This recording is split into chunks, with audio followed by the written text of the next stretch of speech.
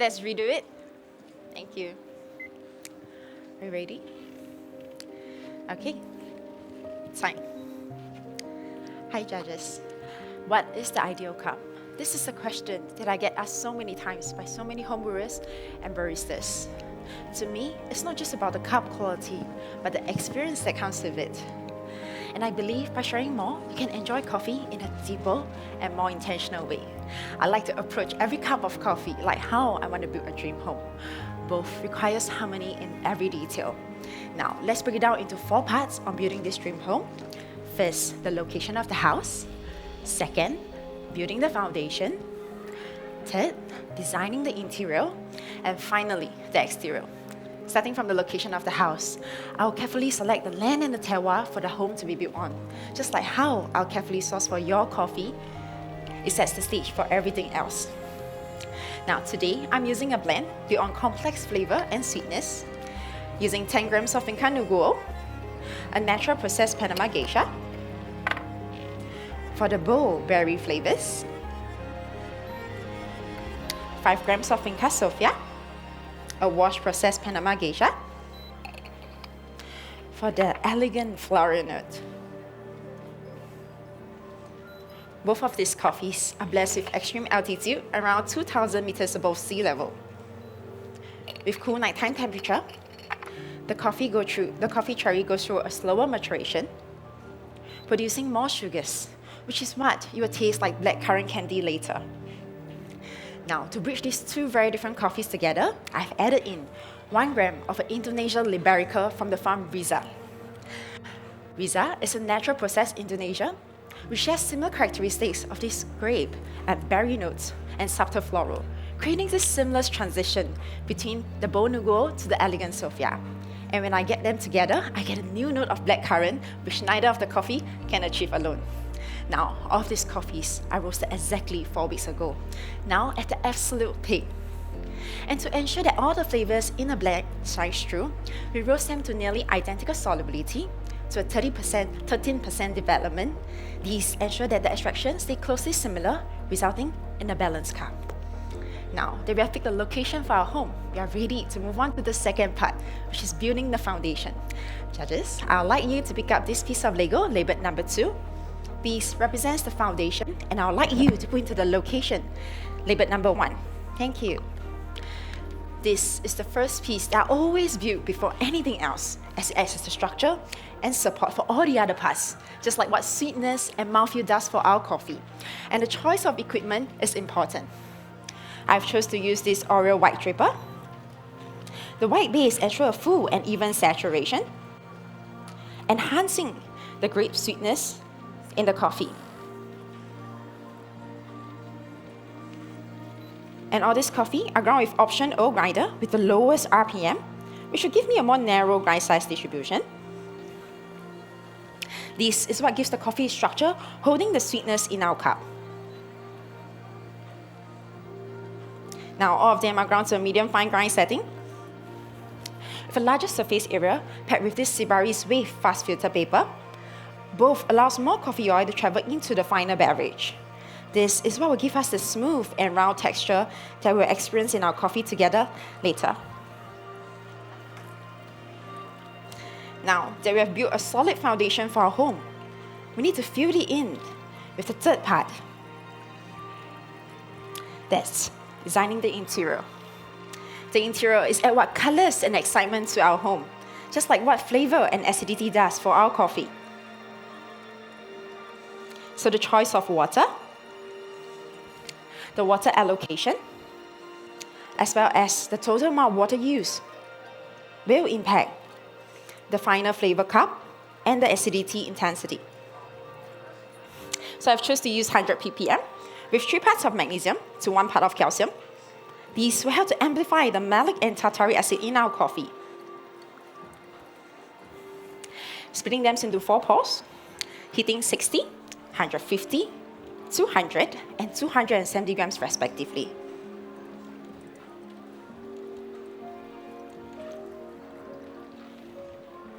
Now using 16 grams of coffee to 270 grams of water. A ratio of 1:16.8 brings this coffee to the right balance, especially between the acidity and the sweetness that we have built earlier on.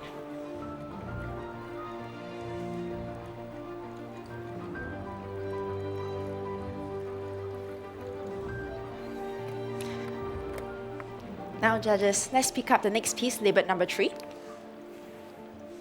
This represents the interior, and let's add some colors to our whole foundation that we have built and fit it right in. Thank you.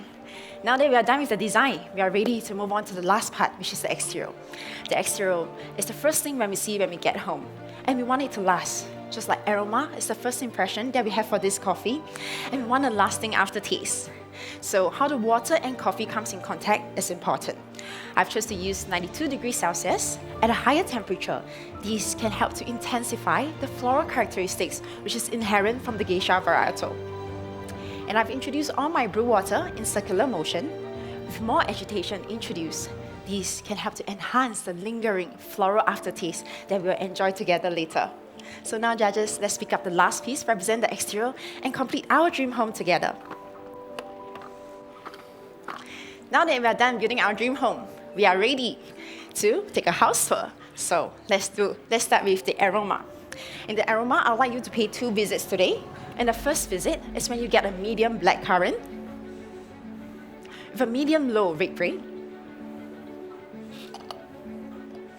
And when we do a second visit, we get a more intensified red grape accompanied with a new note of rose hip. Now, judges, once you are ready with the aroma, I'll be transferring the coffee into the drinking vessels that are prepared for you. So please swirl 5 times before you take your first visit for the aroma.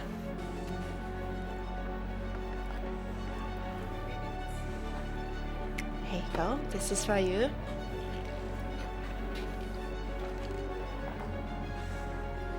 This is for you.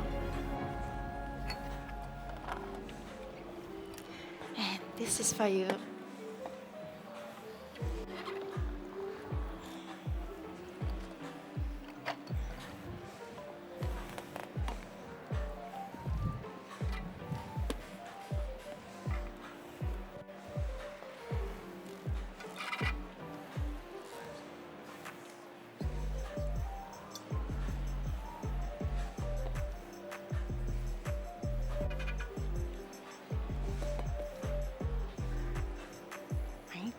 All right, so now we can start with the flavor curve for this coffee.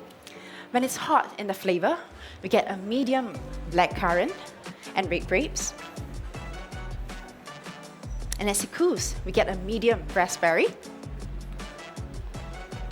And the aftertaste is this long and lingering rose hip accompanied with blackcurrant.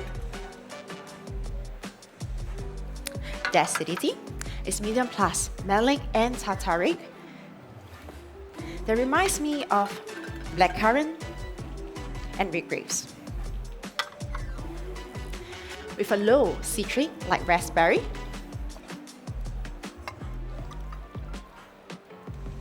The sweetness is this blackcurrant candy,